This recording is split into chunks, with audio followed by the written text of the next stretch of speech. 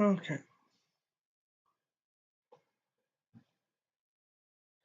Let's see this. That.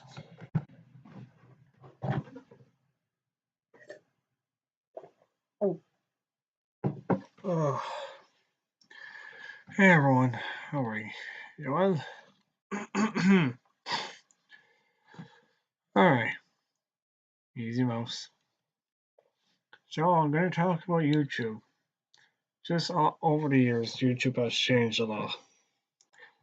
As we've clearly seen, if you look at the UI format over the years, from 2005, 6, 7, 8, 9, 10, 11, 12, 13, 14, 15, 16, 17, 18,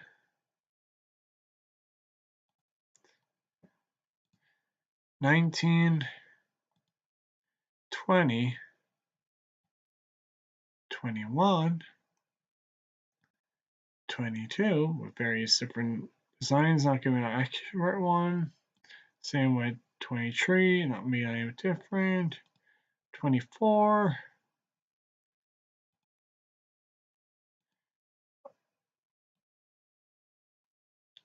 Being up to now. And you can have a download application. As you can clearly see here. Like my channel's not to scoff at. It's still working on the progress, but it's getting there, you know.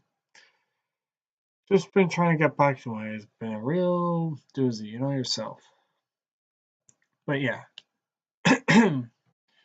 We're going to start with the history and then work on how YouTube's changed from a business perspective to a management setting, as well as how the workforce has been changed around and then coming up to the previous years have been lessened and been replaced with forms of security, you would say, or botted guidelines, the way people wouldn't impinge or infringe upon it through the normal means, but that still doesn't mean anyone can get through it. There are ways around bots, sadly to say, and YouTube's method of moderation does go flimsy as the audience or the channels increase with this amount of control, I guess you could say. So even still, there's still loopholes in the whole system, and that's why having people actually moderate and watch out for it is a positive, but at the same time, what people witness can leave a mental damage on their psyche. That's why staff decided on keeping it to a minimum, you know?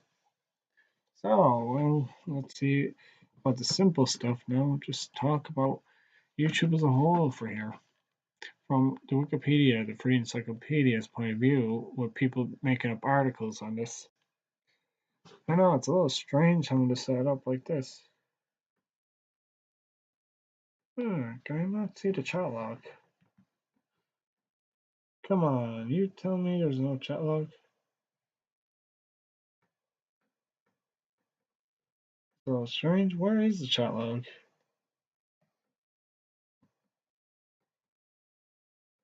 Oh, I guess I could have turned it off. On you. Don't worry about it. I know people would like to comment and talk, but you can watch for now, okay?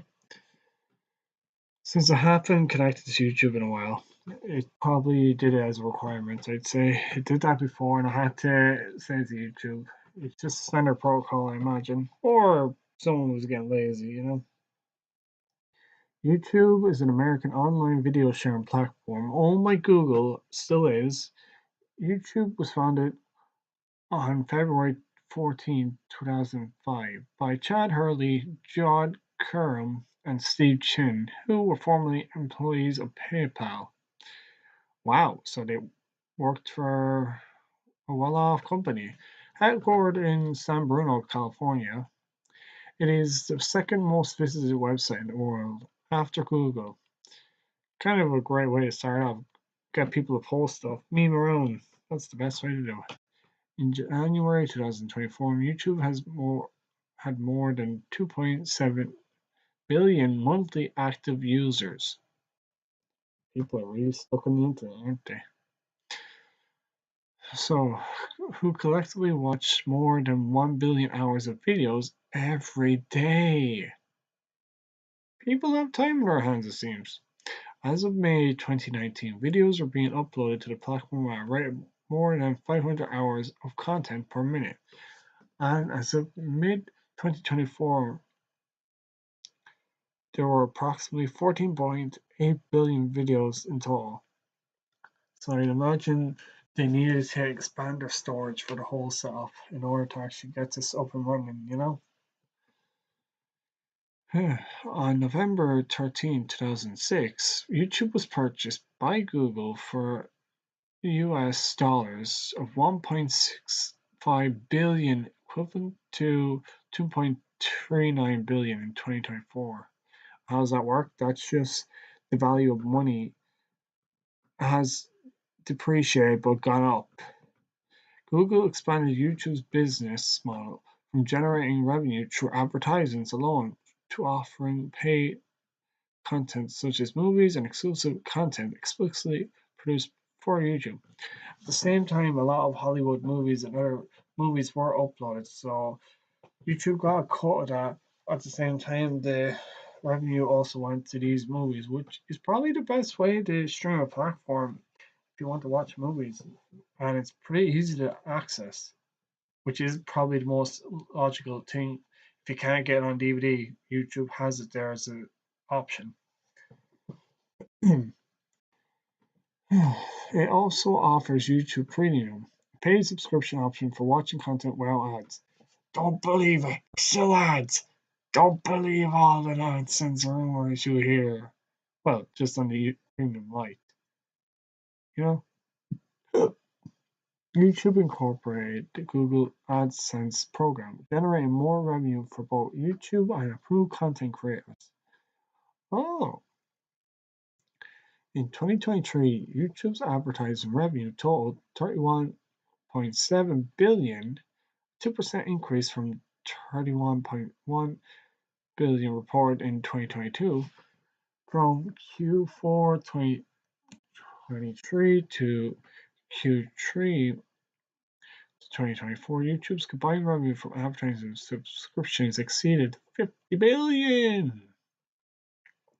Because they've been applying more advertisements of, just say, not as moderated, so that's where the extra revenue is coming from. Since its purchase by Google, YouTube has expanded beyond the core website into mobile apps, network televisions, the ability to link with other platforms. Now, by linking with network televisions, the smart TVs can probably do it. Or if you have a USB that connects to the internet, that'll be another method.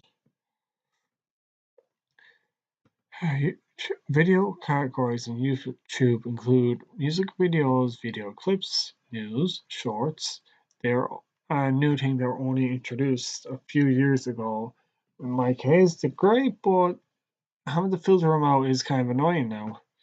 Feature films, songs, documentaries, movie trailers, teasers, TV spots, live streams, vlogs, and more. Most content is generated by individuals, including collaboration between YouTubers and corporate sponsors.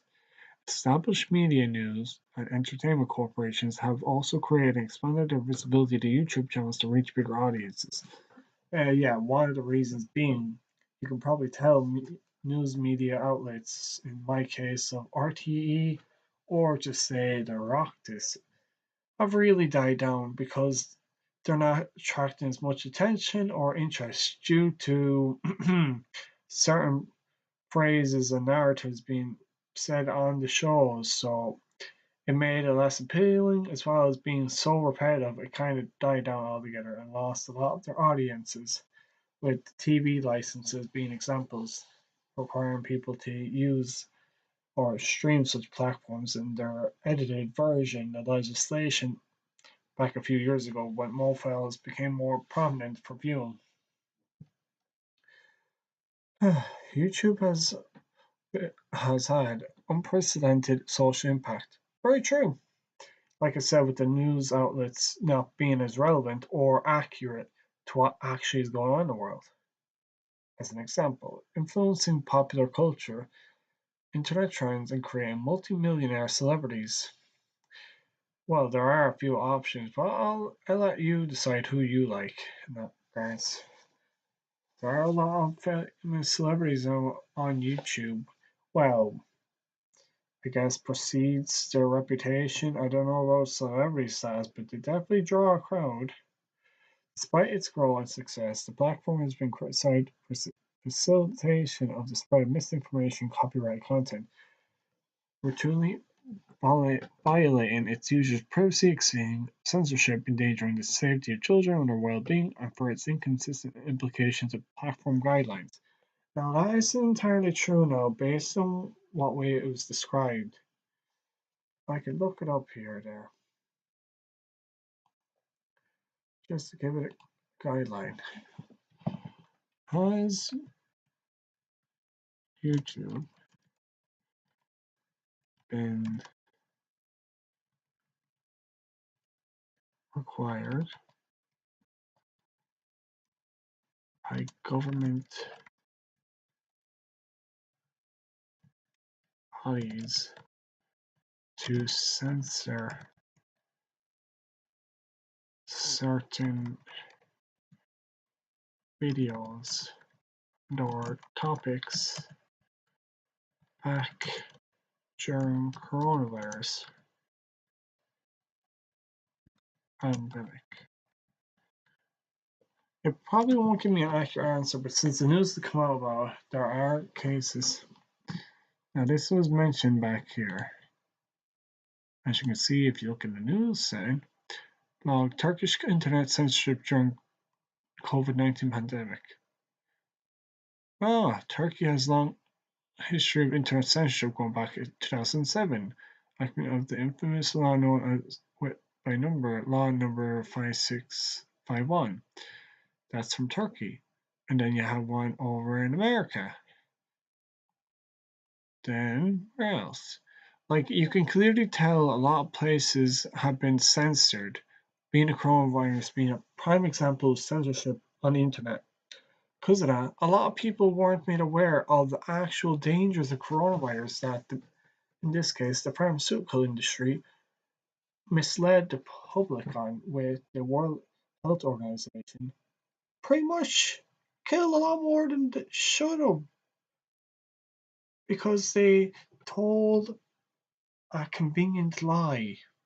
And YouTube was ordered to comply by America, the United States of America's president. I don't know if it was or wasn't based on the cognitive ability of, at the time, Joe Biden, which I find it hard to believe he was the one in charge because of his understanding of the situation based on his illness at the time that wasn't made apparent until recent. So it would bring to light that something was going on. As you can see, all these news industries were doing it. YouTube bans medical substances. Well, I'll look at the BBC for now, okay? All you around. Now, they also banned other forms of content. What did you do? No, I did not. Thank you for the ghost. Coronavirus YouTube bans medical unsubstantiated content, being people who weren't actually giving accurate or legible, not by professional, and the words that were professional were gagged by the public media and ordered by certain higher ups to keep people quiet. So let's just see what BBC's article is about. YouTube has banned any coronavirus related content that directly contradicts World Health Organization's advice, which is very poor advice in helping people. It looked like it was a bit of controlled more than anything, to my understanding. The Google owned service says it will remove anything it deems medically substantial. More than remove the banned users or freaking worse, you know? Chief Executive Susan Wojcicki said the media giant wanted to stamp out misinformation on the platform. Wanted? You sure it wasn't ordered by a government body of different countries, which I find it hard to believe, because the news media are only given a certain narrative to portray without making people skeptical, as an example of YouTube being lagged in this case. YouTube stars urge fans to stay home. Coronavirus. Facebook launches UK COVID-19 symptom survey. As you can clearly see, so people saying take vitamin C, take turmeric will clear you. Those are examples of things that would be a violation of our policy, she told CNN. That's very weird. Why would they tell you that? Because it sounded like they didn't want people to get better. Coronavirus was not your standard vaccine. That was used also to try administer and heal the effects of the coronavirus because it was basically an RNA vaccine, a type of DNA that isn't well known to the public eye and even lesser known to the medical practitioners who weren't aware of the contents of it, you could say. And this caused a lot more people to die, sadly, not because of the routine and just to be kept indoors and such and mitigate transmitting disease. That's not a bad thing, but how to handle the disease was poorly done and caused more people to worry and stress out and lead to more medical illnesses worldwide. Of approximately, at the time of just say the 2 to 3 year span of the incident, over 7,500,000 people died, and then more were still affected by means of long-term illness or serious internal organ damage and such. You could understand. That's only an example with coronavirus. It's a form of censorship in this case. Then back to the situation. History. Founding and initial growth from 2005 to 2006, which is a starting point for YouTube back then. You know?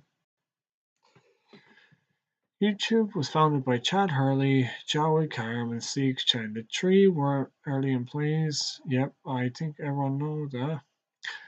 And had become wealthy after eBay acquisition of the company. Hurley had studied design at Indiana University in Pennsylvania. Chen and Karim studied computer science together at the University of Illinois Urbana-Champaign. According to a story that has often been repeated in the media, Hurley and Chen developed the idea for YouTube early in the months of 2005, after they had experienced difficulty sharing videos that had been shot at a dinner party at Chen's apartment in San Francisco. Karim did not attend the party and denied that it had occurred. But Chen remarked that the idea that YouTube was founded after a dinner party was probably very strengthening by the marketing ideas around creating a story that was very digestible. Huh. And these are the three here. So mad to think how a group just comes up with a simple idea and it turns into a big idea. Cam said the inspiration for YouTube came from the Super Bowl with the XXX BIII halftime show controversy when Janet Jackson's breast was briefly exposed by Justin Timberlake during the halftime show.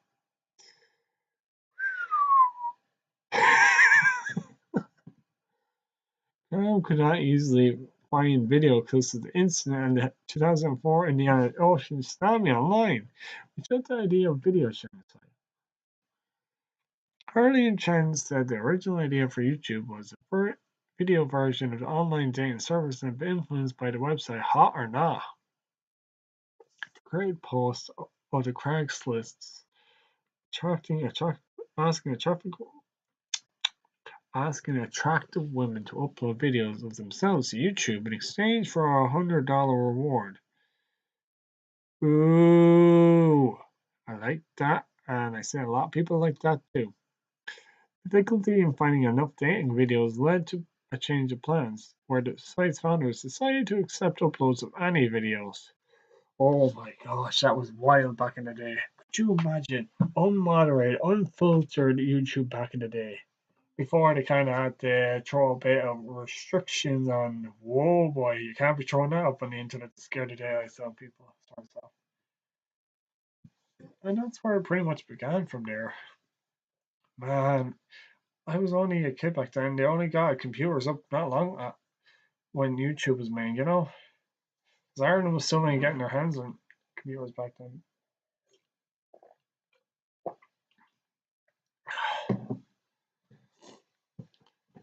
Because I know I kind of finished school. I think it was when 2007, 2008. It wasn't long after that, I guess. They had computers back in like third class, if I recall.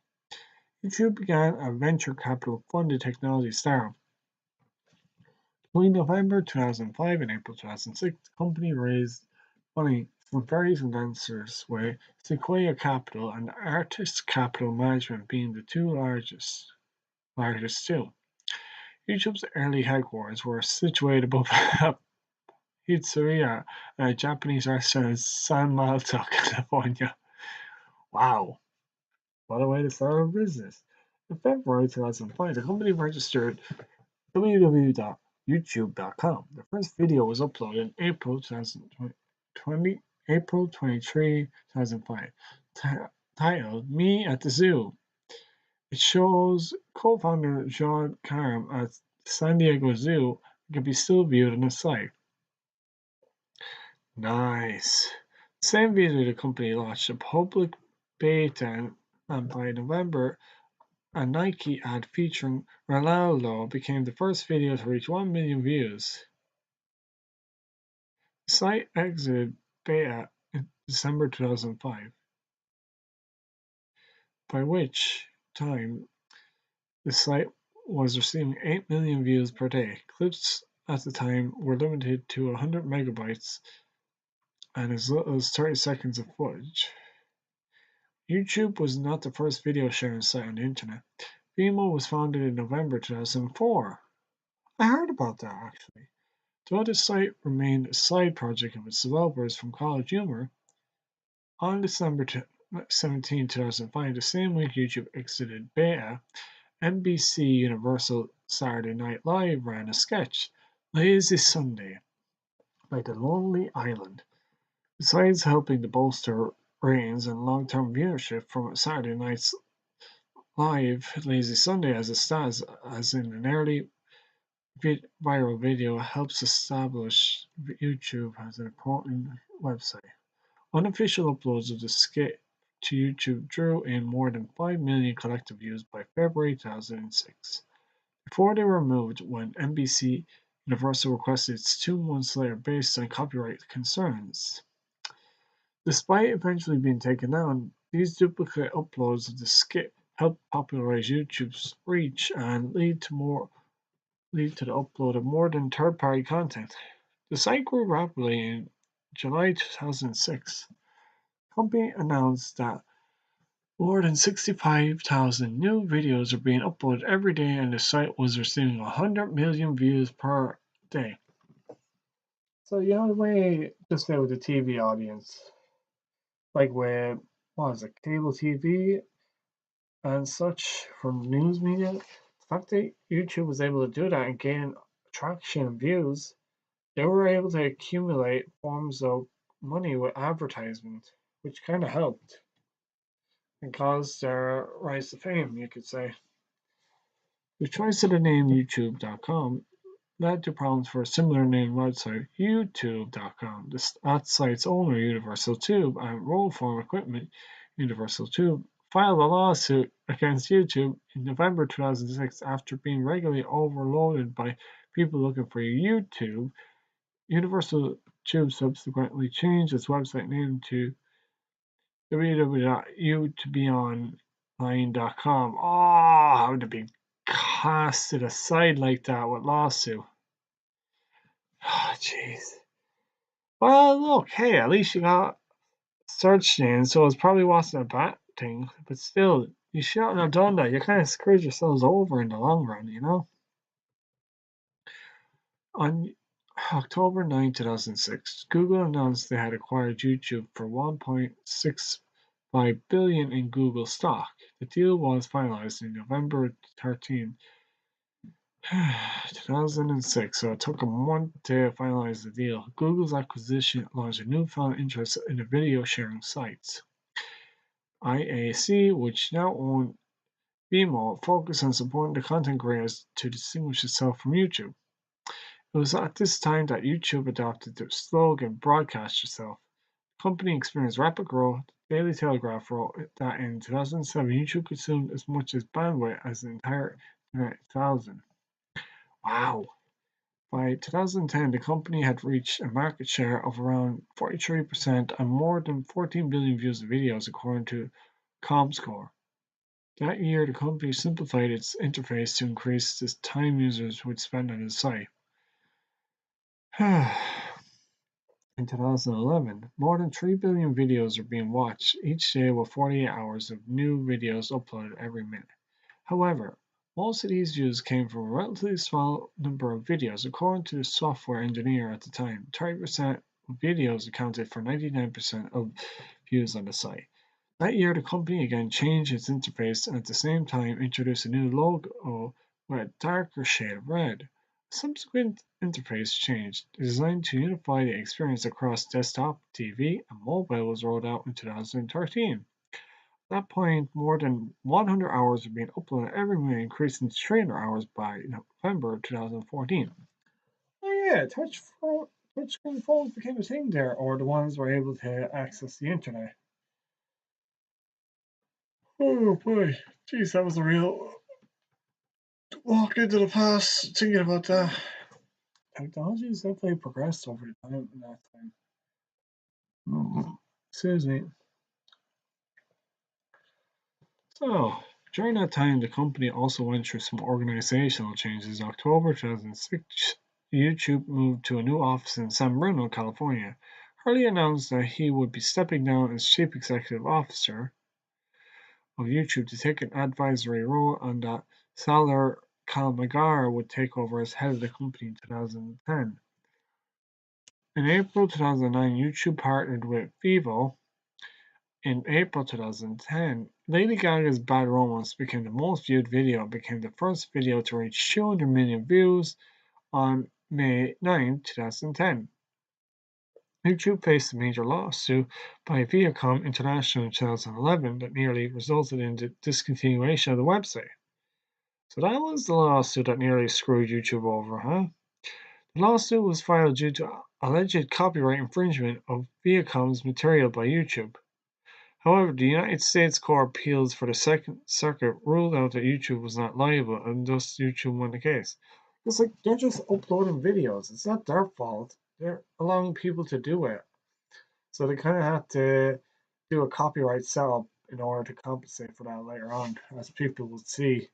This is why YouTube has become a bit more cringe with limited content that people would like to see, you know? Susan Wojcicki's leadership from 2014 to 23 was appointed CEO of YouTube in February 2014. In January 2016, YouTube expanded its headquarters in San Bruno by purchasing an office park for $250 million. The complex has 51,468 square meters of space and can house up to 2,800 employees. That was back then. I don't know how much they have now, based on Wikipedia's analysis of accurate. YouTube officially launched the Polymer redesign of its user interface based on Material Design Language as its default, as well as a redesigned logo that is built around the service play button emblem in August 2017 with the tube. Is that what you mean? Through this period, YouTube tried several new ways to generate revenue beyond advertisements. In 2013, YouTube launched a pilot program for content providers to offer premium subscription-based channels. This effort was discontinued in January 2018 and relaunched in June with the US $5 channel subscription. I don't know why it does the 4.99. I don't get why they can't rough it off to 1 cent or pence or whatever. Kind of weird way they do that. There must be a reason for that. It always makes me wonder. These channel subscriptions complement the existing Super Chat ability launched in 2007, which allowed viewers to donate between $1 and $500 to have their comment highlighted. Huh. 2014, YouTube announced a subscription known as Music Key, which bundled ad-free streaming of music content on YouTube with the existing Google Play Music service. That's been kind of discontinued now. It's still available for download, but the online service has been busted for some reason. The service continued to evolve in 2015 when YouTube announced YouTube Red, a new premium service that would offer ad-free access to all content on the platform, succeeding the Music Key service released the previous year. Premium original series and films produced by YouTube personalities, as well as a background playback of content on mobile devices. YouTube also released YouTube Music, a third app oriented towards streaming and discovering the music content hosted on the YouTube platform. So just concentrate on music-based ones, huh? There's a lot more to cover, everyone, so I'll just go over just this in general, okay? The company also attempted to create products appealing to specific viewers. YouTube released a mobile known as YouTube Kids in 2015, which was designed to provide an experience optimized for children. Really, a lot of parents are getting more wary of the internet's dangers for kids to communicate. So, YouTube was probably asked by certain parents or people in the workforce to make this design kind of minimize the dangers of kids watching things that would be a bad influence on their growth, like playing GTA 3 back in the day. Everyone knows that. A lot of kids played that back in the day. One of the best games for a kid. Not ruin them, but definitely see the world in a different mindset, which it was relevant. It features a simplified user interface, curated selections of channels featuring age-appropriate content, and parental control features. Oh boy. Also in 2015, YouTube launched YouTube Gaming, a video gaming-oriented vertical app for video games and live streaming, intended to compete with Amazon.com-owned Twitch. Yeah, YouTube's doing a lot better than Twitch ever nowadays.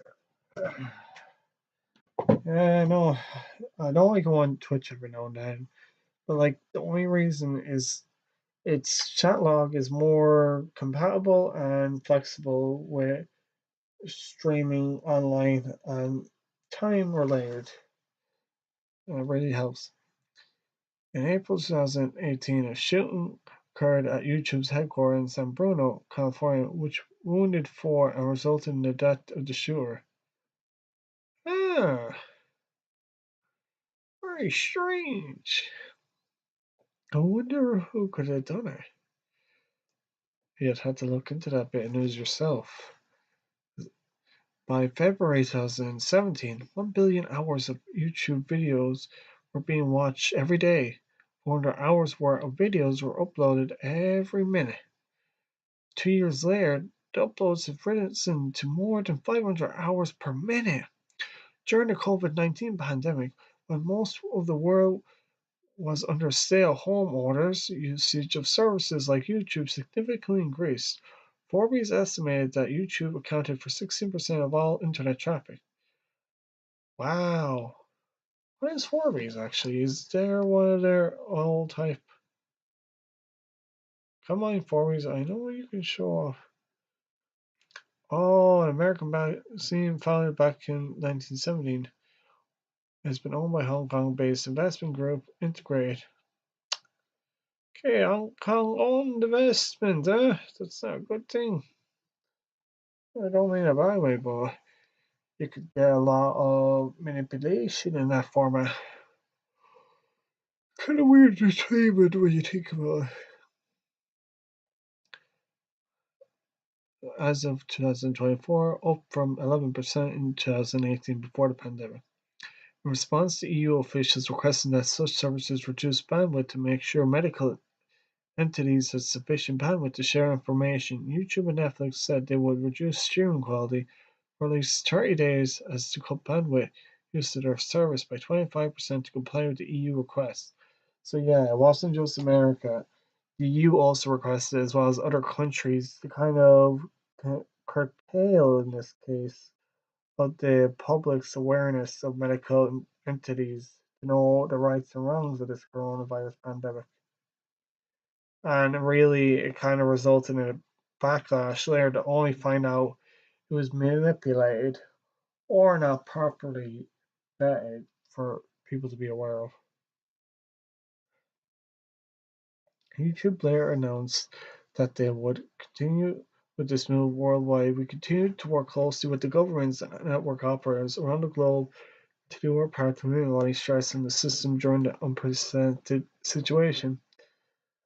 It helped in one way, but another way it kind of led to something a bit more scary.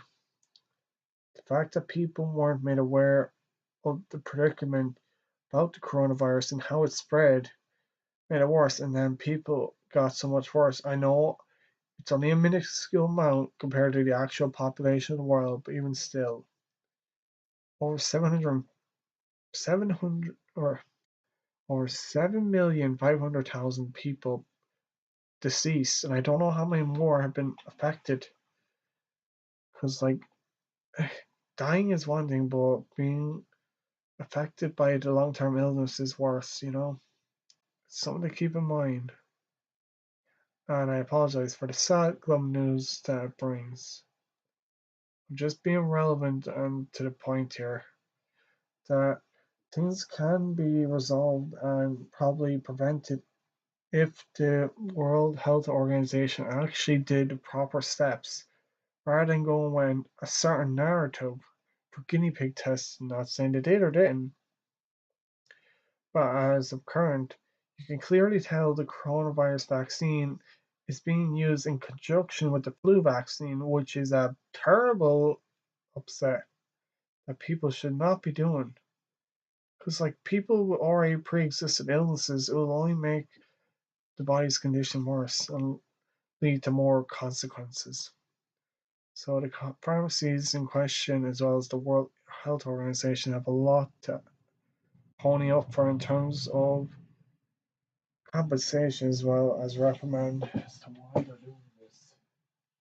Very strange, and that's what makes me concerned as to why the companies are all doing this, as well as the governments involved.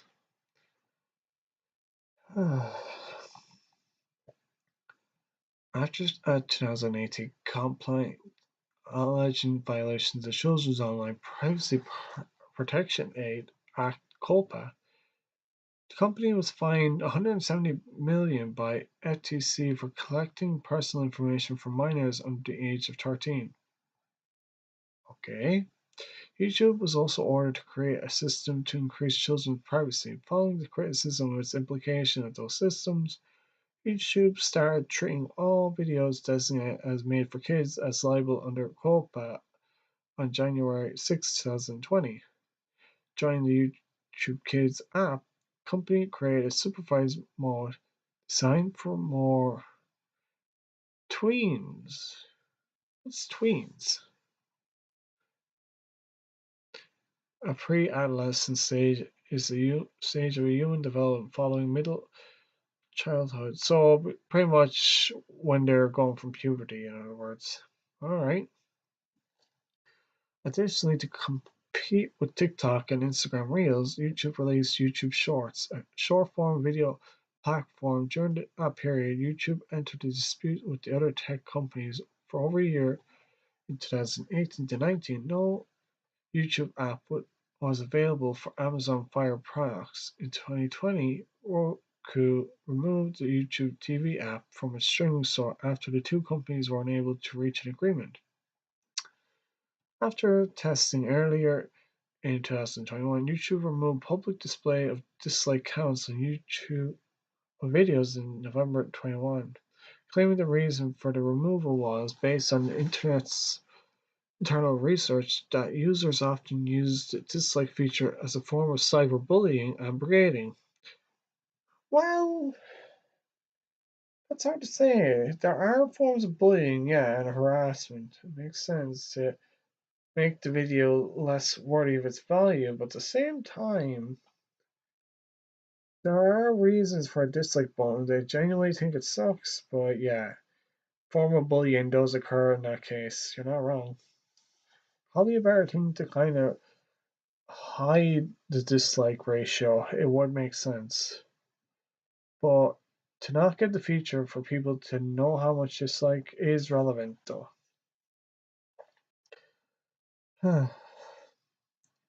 While some users praised the move as a way to discourage trolls, others felt that hiding dislike would make it harder for viewers to recognize clickbait or unhelpful videos, and the other features already existed for creators to limit bullying. That is true. YouTube co-founder John Karam referred to the update as a stupid idea. He's not wrong. It is more of a dumb idea. That's what I find weird, and a good thing someone made the extension to kind of almost accurately get the estimate of the dislike ratio, and I appreciate that. Wonder if he did it, and said that the real reason behind the changes was not a good one, and not one that will be publicly disclosed. He felt that users' ability on a social platform to identify harmful content was essential. It was and is essential. He's not wrong, saying that the process works and there is a name for it: the wisdom of the crowds. The process breaks when the platform interferes with it. By the algorithm, you mean? Then the platform invariable declines. That is one way to look at it. Shortly after the announcement, software developer Dmitry Silivanov created Return YouTube Dislike. Oh? An open source third-party browser extension for Chrome and Firefox that allows the user to see a video's number of dislikes. In a letter published in January 25th, 2022 by the then YouTube CEO Susan Wojcicki, acknowledged that removing public dislike counts was a controversial decision, but reiterated that she stands by this decision, claiming that it reduced dislike attacks. Okay, the way she said, yeah, I agree with your man, Karen. That was a stupid idea. the way she just phrased that was a stupid idea. It made it worse. Jeez, shows you what CEOs get up to nowadays. They really don't have brains on their heads. No offense to the CEO of YouTube. Still, there's a right and there's a wrong. In 2022, YouTube launched an experiment where the company would show users who watch longer videos on TVs a long chain of short, unskippable adverts intending to consolidate all ads into being beginning of a video. Following the public outrage over the unprecedented amount of skippable ads, YouTube ended the experiment on September 19th of the same year. In October, YouTube announced that they would be rolling out customizable user handles in addition to channel names, which would also become channel URLs, forms of how people can share their channels on their videos and stuff. Still, though, I don't know about the CEO of now. A lot of skepticism, whoever this one will be. Excuse me. On February 16, 2023, Uchiki announced that she would step down as CEO, with Neil Mohan named as her successor. Wojcicki took on an advisory role for Google and parent company Alphabet. Parent company of Google, is an American multinational technology conglomerate holding company headquartered in Mountain View, California. Alphabet is the world's third largest technology company by revenue after Amazon and Apple, the largest company by profit. Wojcicki died a year and a half later from non-small cell lung cancer. Is any type of epithelial lung cancer other than small cell lung cancer (SCLC) and NSCLC accounts for about 5% of all lung cancers as causes. What, does she have like a smoking problem or what?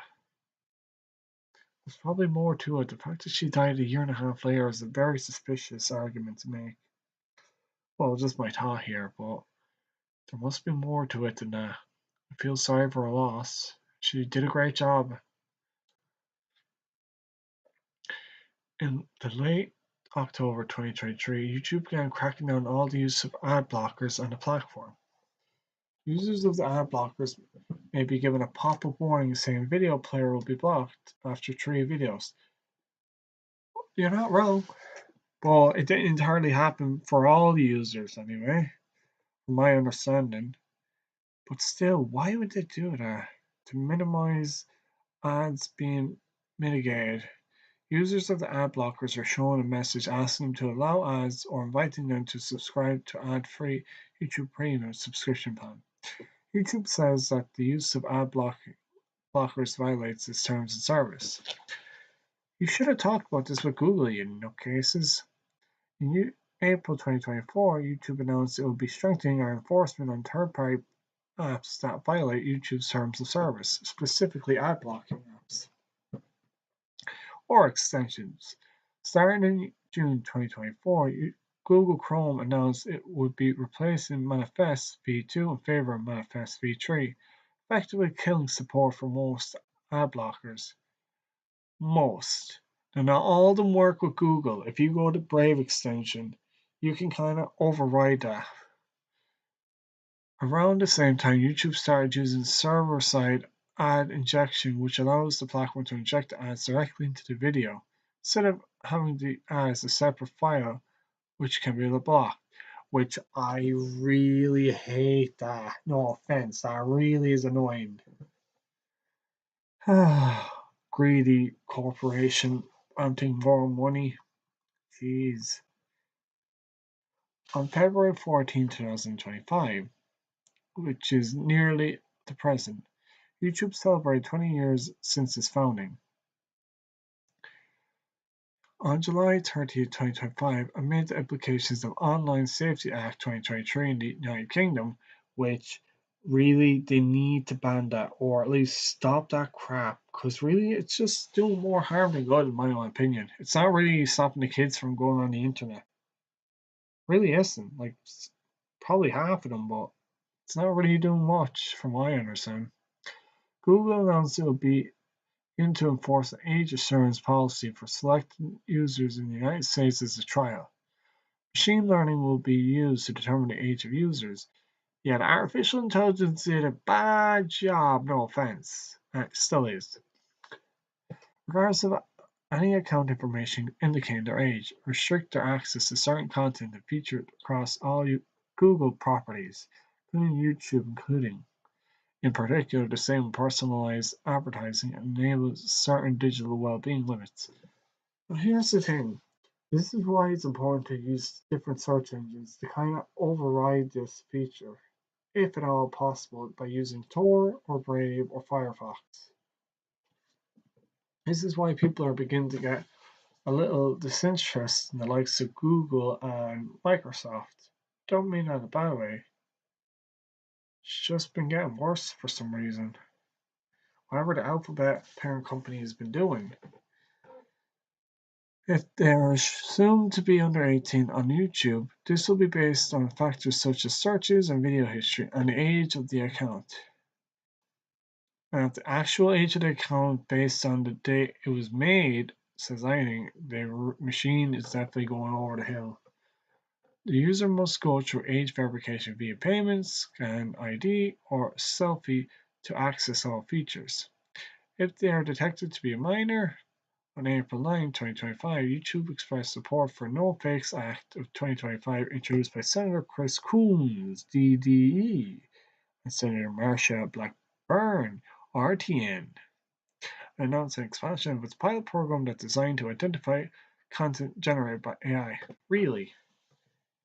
Are you sure?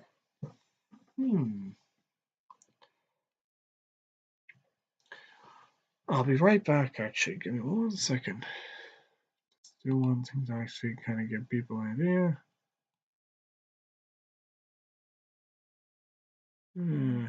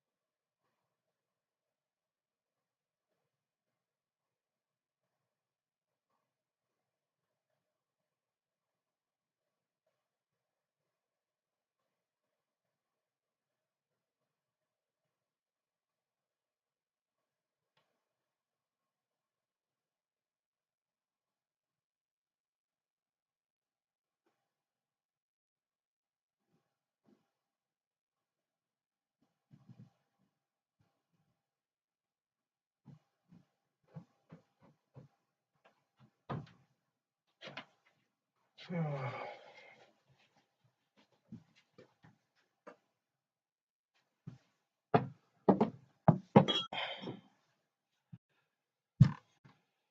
see.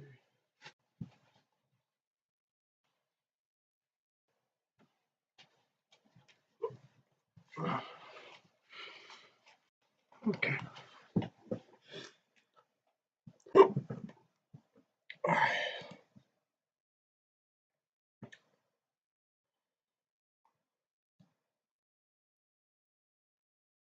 Okay.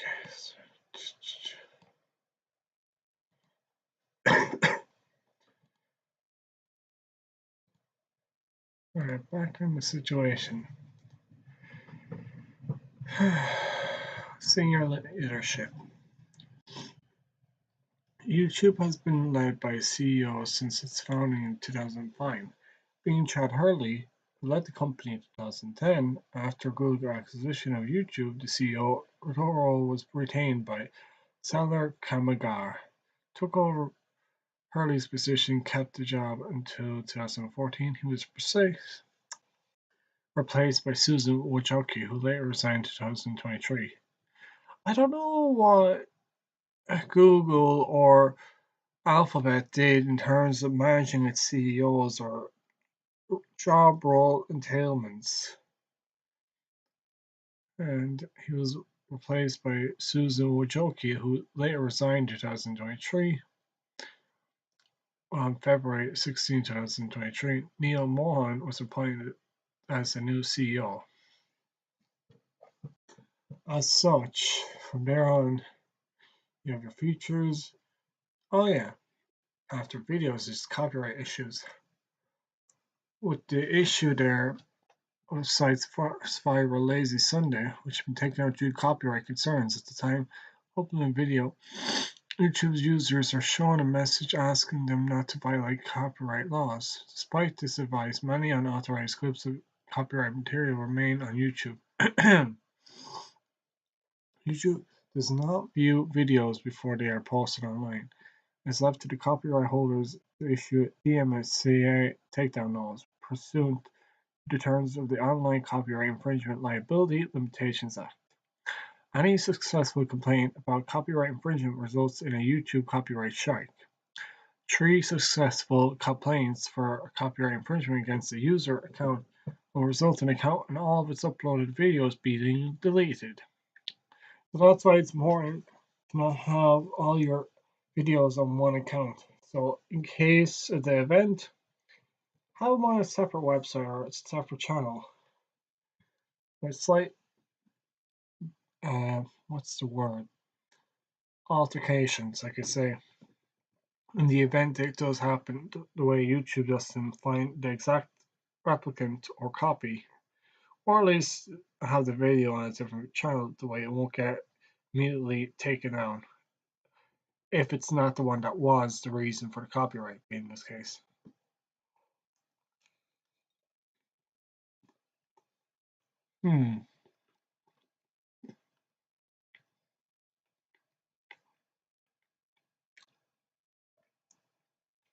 From 2007 to 2009, organizations including Viacom, Mediaset, and the English Premier League have filed lawsuits against YouTube, claiming that it has done too little to prevent the uploading of copyright material. English Premier League, what?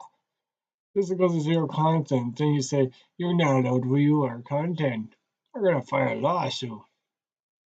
Kind of sound like, but at the same time, they're just viewing it for additional money. People do on their own whim. It's not entirely the company's fault. Kind of your fault for letting customers, I guess I could say, or buyers of the ticket, viewing it illegally in that sense, right? So it's not really down to YouTube's fault in that case. It's down to the users themselves. So that's why YouTube decided, okay, if anyone has a complaint, take it up with the individual, not us. We're just doing sharing videos, yourself. I say that's how it ended up. In August 2008, A U.S. court ruled Liz v. Universal Music Corp. that copyright holders cannot order or the removal of an online file without first determining whether the posting reflected fair use of the material. YouTube's owner Google announced in November 2015 that they would help cover the legal costs in select cases where they believe fair use defenses apply. In the 2011 case of Smith v. Summit Entertainment LLC, professional singer Matt Smith sued Summit Entertainment in the wrongful use of copyright takedown notices on YouTube. Because certain companies, in a way, will kind of be power hungry or do it unjustly without the consent from, in this case, Matt Smith. He never probably asked him to take them down. Like, it's down to the user themselves, or in this case, the person who produced the content. If they have a problem with it, take it up with the person. Don't go do it on their behalf if they think it is a good idea, but it isn't in this case. He asserted several causes of action, and 4 were ruled in Smith's favor. In April 2012, a court in Hamburg ruled that YouTube could be held responsible for copyright material posted by its users. Yeah, depending on the severity and the attention it gets, yeah, it's not wrong for the court to say this. On November 1st, 2016, the dispute with GEMA was resolved, with Google Content ID being used to allow advertisement to added to videos, content protected by GEMA. In April 2013, it was reported that Universal Music Group and YouTube have a contractual agreement that prevents content blocked on YouTube by a request from UMG. I really am not good at all these acronyms. For being restored, even if the uploader of the video files a DMCA counter knows. In that case, if they're uploading a video, they shouldn't be having the music played. And in that case, make sure you mix up the music the way it's not the original one, so it can't be really copyrighted in that case. From what I've understood anyway, that's how I managed to get around that. By remixing or having one or more music overlaid on top of each other kind of prevents this. In most cases, depending on the quality of the music and how it's picked up on the algorithm or the YouTube bots in this case. As part of YouTube Music, Universal and YouTube signed an agreement in 2017, which was followed by separate agreements after other major labels, which gave the company the right to advertising revenue when its music was played on YouTube. By 2019, creators were having videos taken down or demonetized when Content ID identified even short segments of copyrighted music within a much longer video, with different levels of enforcement depending on the record label. Experts know that some of these clips said qualified for fair use. Yeah, but within a certain amount of seconds, it can be classified as fair use. Because they're just using an example or reference, I guess, in that case. Most cases, anyway. Like what I did with, in this case, of an animation just showing partial, and yet it was claimed to be copyrighted. So I had to make a DMCA counter notice to prove my statement when clearly no one looked at it. They just put it on because it was copyrighted material at the start, which I was able to get overruled and had the video publicly made with no copyright issues. So it's hit and miss a lot of the time. Most of the time it's just done automatically.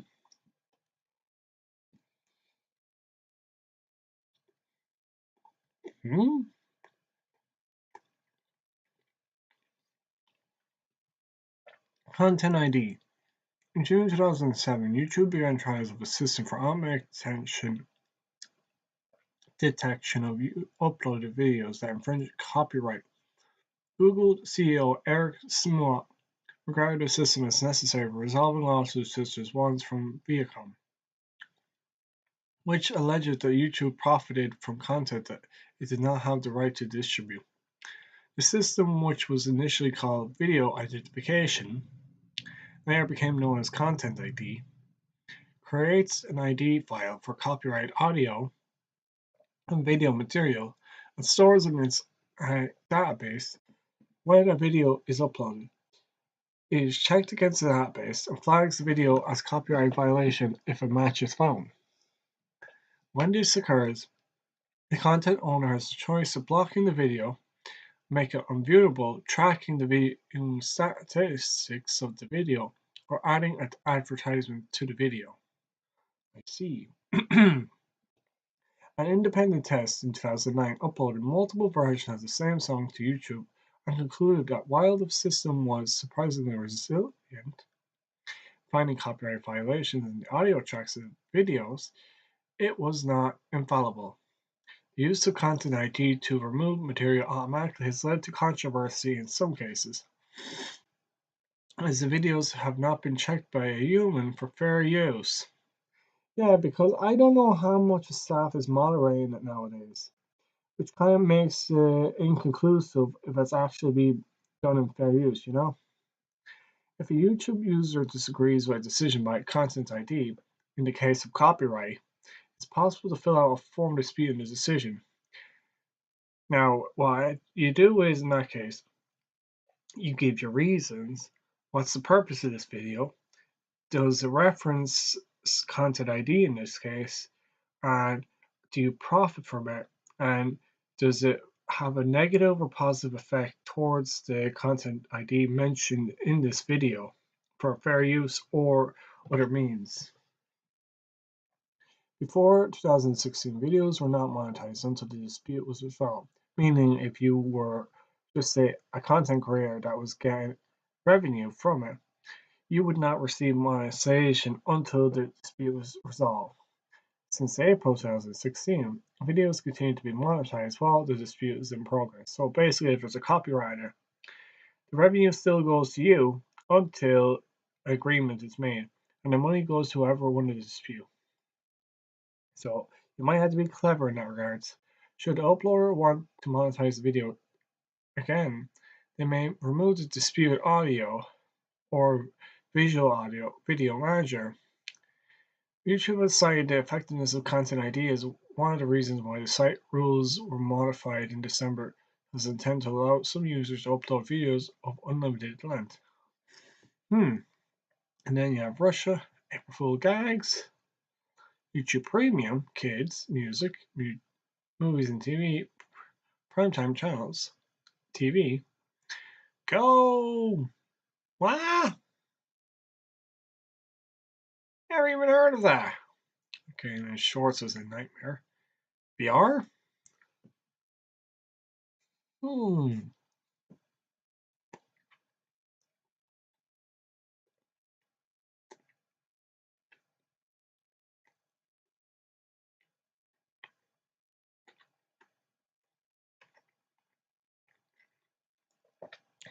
I wonder why it was discontinued. Daydream, huh? Oculus.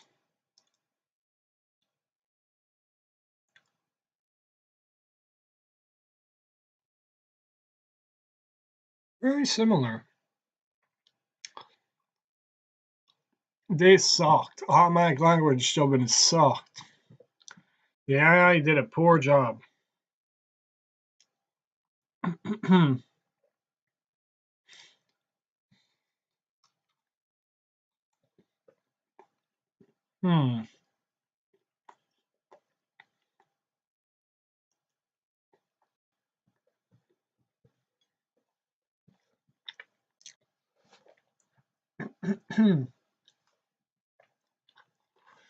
Censorship and bans. YouTube is censored, filtered, or banned for a variety of reasons, including eliminating public access and exposure to content that may ignite social or political unrest. In this case, government bodies. Preventing criticism of a ruler in North Korea government, or example, in China, or its actions in Morocco, government officials in Turkey and Libya, or religion in Pakistan. I imagine that must be to do with Islam. Mortality-based law in Iran. Iran. Because of that religion and tyranny that goes on there. As you can clearly see, a lot of certain countries got caught out with this. Mainly in ones of Islam religious cultures as well as communist ones in my case. Social impact, finances.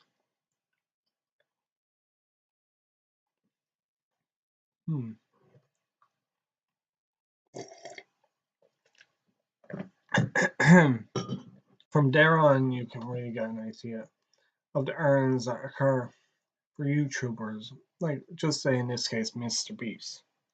Pretty obvious to assume, based on the revenue and ad, he's nearly a billionaire at this point, I say, unofficially. If people actually look into it, I know he spends a lot of money, and excuse me for belching. It's very possible to assume that because he's one of the most popular content creators somehow, and he's from America. From there on, you could probably guess like how it's changed with the different setups of YouTube's menu for the videos. Well, it's kind of changed again. From here all the way to down here in 2024. Now, bring back the old YouTube layout. I wonder if there's an extension for that, I'd say. There probably is. Give me 1 sec, I'll be right back here, okay? Just need to do one thing. But it is kind of mad though that YouTube has changed a lot. Oh boy! And just to be aware, a lot of crazy things go on YouTube. So it's best to keep your content in a wholesome setting. I know mine isn't really wholesome, you could say, but it's pretty okay. You know? I try to keep it to games, topics that are kind of relevant. Now, I know I have a lot of edited and unedited videos that are private and public that need to be garnered for editing and descriptions in this case. Now, I have over 1,000 videos in total that's on my channel, but not all have been edited, as you can see. There's only 376 that have been edited and made public. And there was one copyright claim that was done not long ago. I managed to get overruled by explaining it. Which was... Where was it?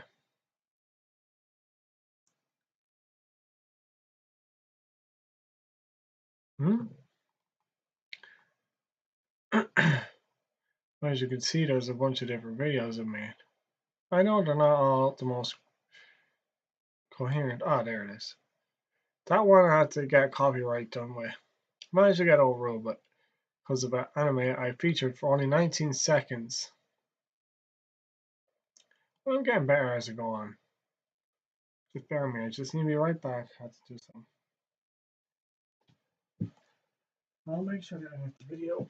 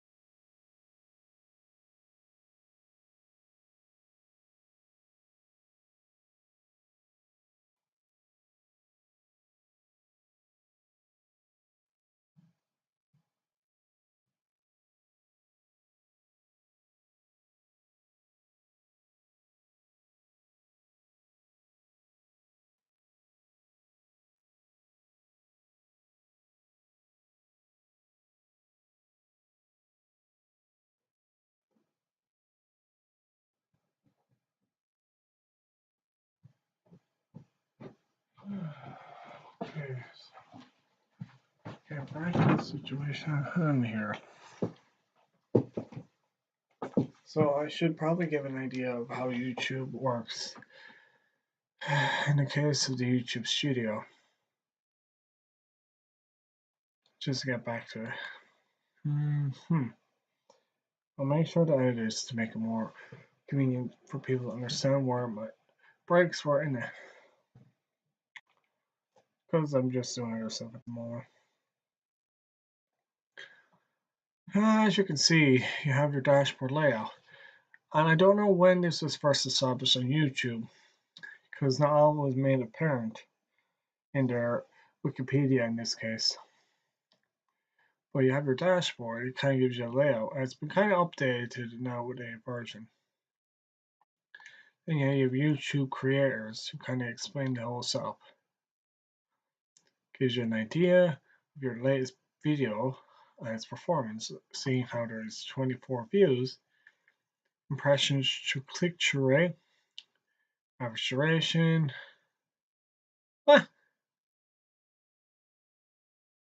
1 to 2.9. That's not a good sign. And then top videos in the last 48 hours, being that. Then the documentary, since I'm still doing, and such. Then after that, it goes to any post, because that's a new feature. And it can also mention your latest subscribers if you want to make them public. Then you look in your content, it'll show up what way you want to do it. Now, I can't mention various things in my videos, and I had to put description in the ones that I made private. As you can see, there's still over 800 or more, and you can check how many rows and go back to how far you go. Then you have your analytics. I have no idea what analytics really does other than give a database understanding. As you can see, your channel got 89 views in the last 28 days based on the algorithm. And you can change it up to each month or year. So in this year, we'll go with 25. I've gotten over 958 views. Okay. Because it's starting to improve. Then go to 24. I've only got 385.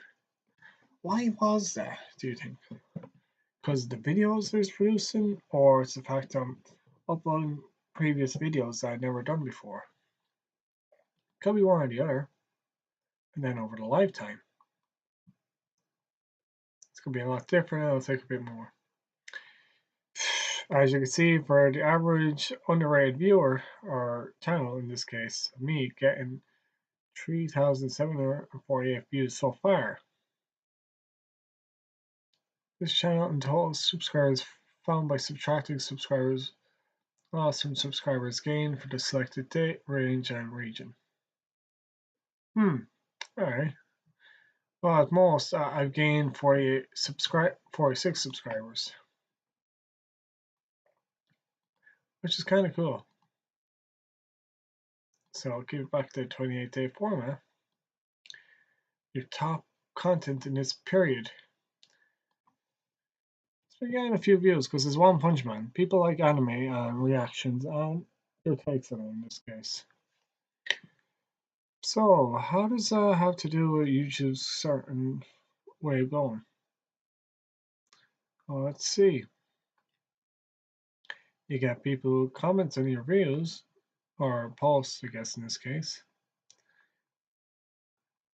A lot of people say the most silly things or other things. No mentions. Then you have your languages. For people who speak different languages. In my case, since I'm from Ireland, I'll keep it to the format of the accent of Irish English in this case, or English Irish. Just being general English. But there are cases where people want videos in different languages. Just say Arabic, Hindu, Spanish, Portuguese, French, German, Dutch, Swedish, Switzerland, Russian, Baltic, African, you name it. There's a whole bunch of different languages from Asia to Europe to Russia to America to the Pacific and so on forth. And copyright removal request. Now, I don't know how this works since I've never been given one because my content is probably underviewed, so no one would see the need to reference my content ID for their own personal gain in this case. Well, you never know. Someday people will get it. And then earn on YouTube. Start your earning journey. So you have to meet eligibility requirement. Since I have only 46 viewers, I need to get a minimum of 500 subscribers, I'll probably say. Showing that as of October 11, 2025, I have 46 subscribers. The goal is for the eligibility is 500. 3 videos uploads in the last 90 days. So if you can keep the minimum of 90 days uploading videos in this following, or in this case, and one of the following 29 valid public watch hours. There had to be at least 3,000. Okay. 3 valid public short videos. Now that's not relevant because people don't have to upload shorts. One of the following because it's either one or the other. 3 million views, like geez. And then to continue to grow, other people have other ways. Unlock even more ways to earn, including the option to show ads on videos. Watch paid ads. You can earn from ads and on or around your videos and from your YouTube Premium subscribers watching your videos on the Watch Play page. Shorts feed ads, eligibility, same story. Phew, you need 1,000 for that, to get the super subs and such. Then creator resources tools, copyright match tool. So what I'll do is you can open this in a new Chrome. So I'm gonna X out this. Just the way people are made aware.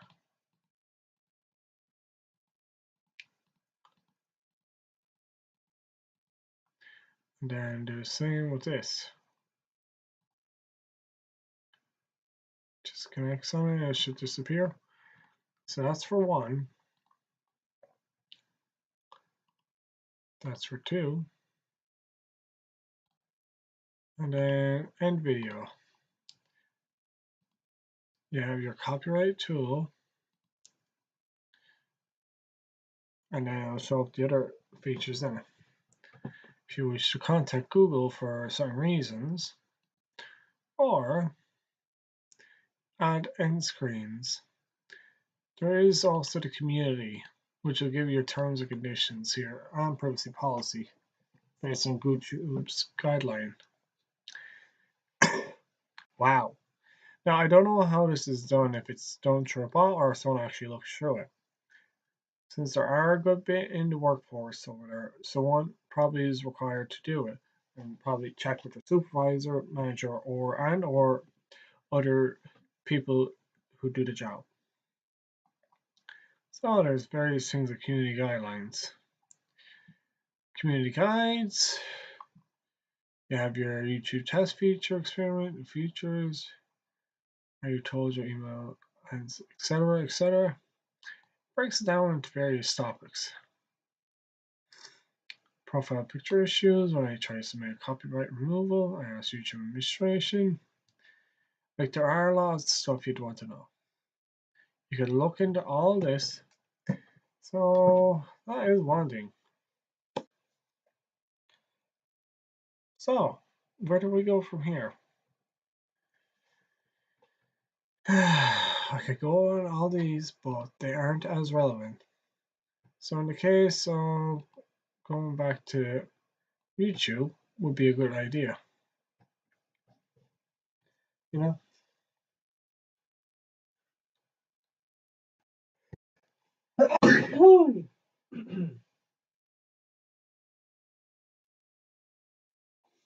So after this video ends, there will be a lot of stuff that people can view, but I usually keep it private, make sure nothing crazy happens. And since I'm subscribed to certain individuals, their channels and other algorithm based views I may watch will also jump into the mix.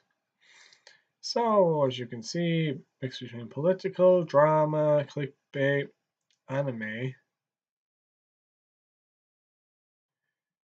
and other stuff, you know?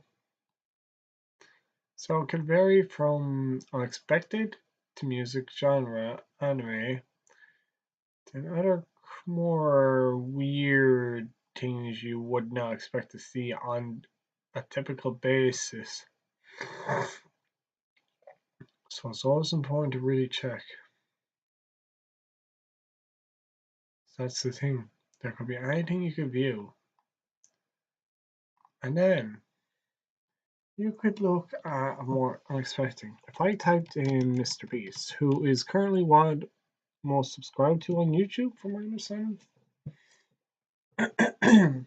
as you can see, this person has over 400 million and 46 million subscribers.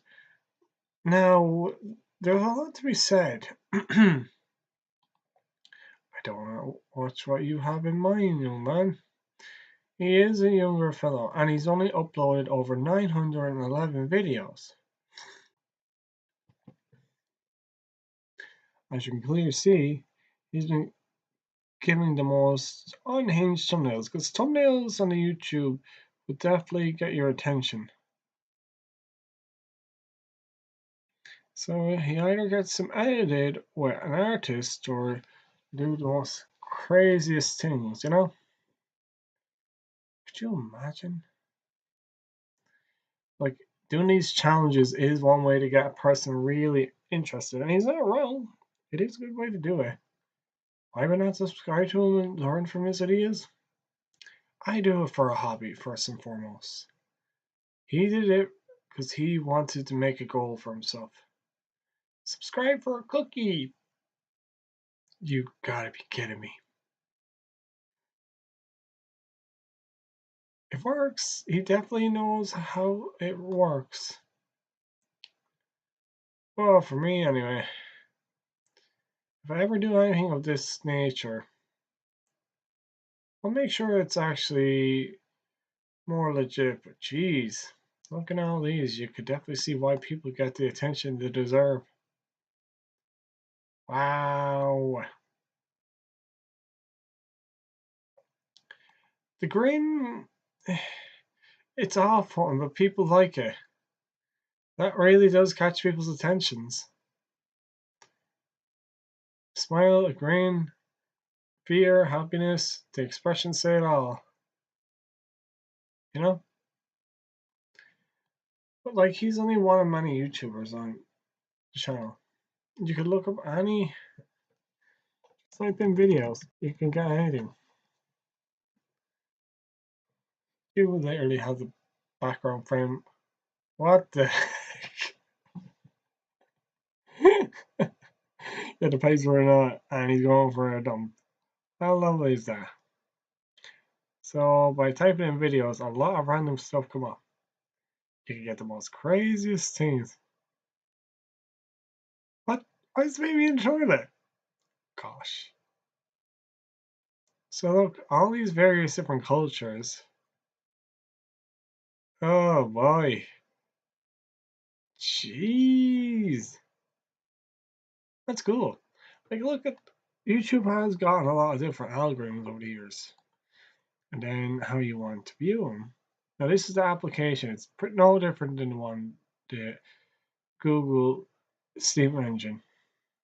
As you can see, if you wish to explore any of the features, this music, movies, gaming, news, sports, fashion, beauty, podcasts. Podcasts, I'm still not familiar with. Basically, like people sitting down having a chat talk about certain topics more from YouTube, you can look at the premium, studio, music, and kids section. If you need anything else, report history, help, send feedback if you wish to improve anything in YouTube, which I did recently. Where is it? I did on Google there. Then I go to Twitter. Like this is my Twitter account that I'll be logging into here. Then I go to the one with YouTube because I asked YouTube a question a few times, and some of the times YouTube didn't have responded well was a normal question, which is very considerate of them. So I'll go to my profile. I'll go and type in YouTube.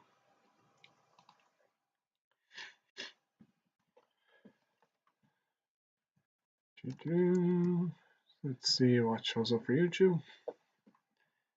The thing is, the search engine has kind of went overboard, so it's not always going to work the way you want.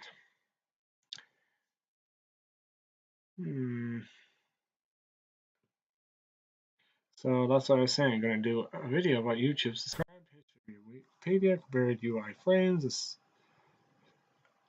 I erred in this pronunciation, but never worry about that.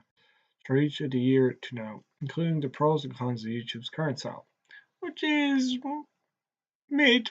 I'll give it a mid, you know. Let's see.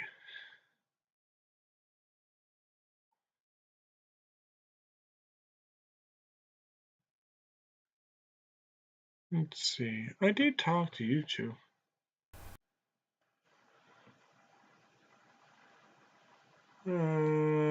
Let's see.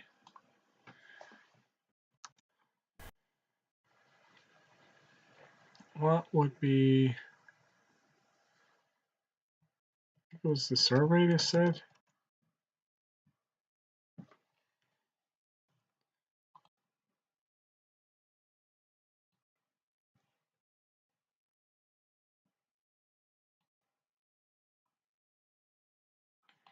Maybe I'll just have to go to replies.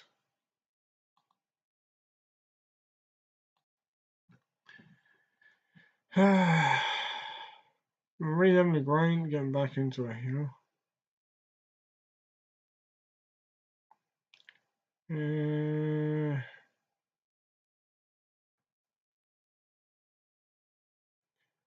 YouTube. Yeah, I really toxified by looking at all that stuff. So let's see, where was YouTube?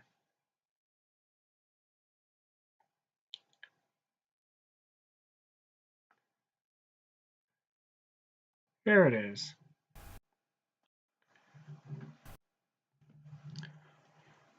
What's the time for nice, you know? Anywho. Just to give you a rundown. Never know, I could do a follow-up video on this in the future. So make sure to edit the video just the way people at least look at it right.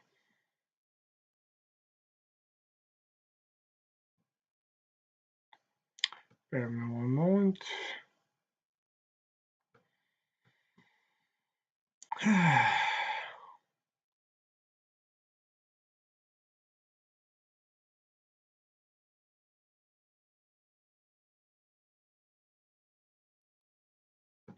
So we'll upload the message posted.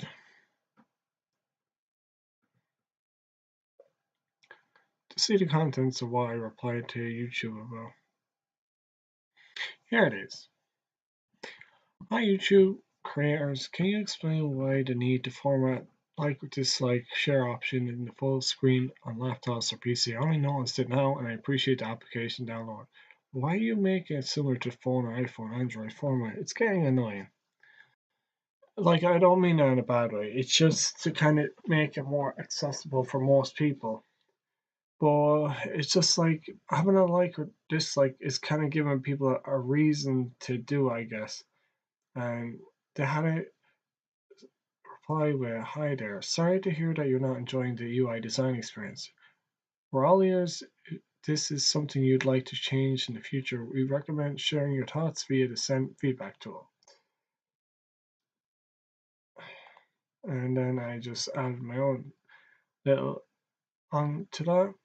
"Thank you for responding honestly. Since you have a premium subscription or contribute a lot via payments, just to make it financially rewarding for viewers and or YouTubers to customize the UI template with all the YouTube formats over the years. Just a thought. Sure, I'll add it to send feedback to."